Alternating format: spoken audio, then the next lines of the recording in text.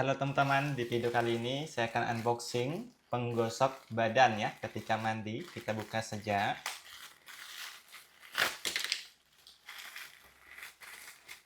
Oh, ternyata kita mendapatkan dua ya, seperti ini. Nah, ini tidak terlalu besar ya. Sedang untuk ukurannya. Tuh. Kemudian di sini saya juga membeli ini. Nah, ini nanti bisa ditempelin ke dinding ya. Ini kuat teman-teman, bisa buat cantolan ini atau buat cantolan yang lainnya. Buat kalian membeli seperti ini juga, silahkan check out di keranjang kuning.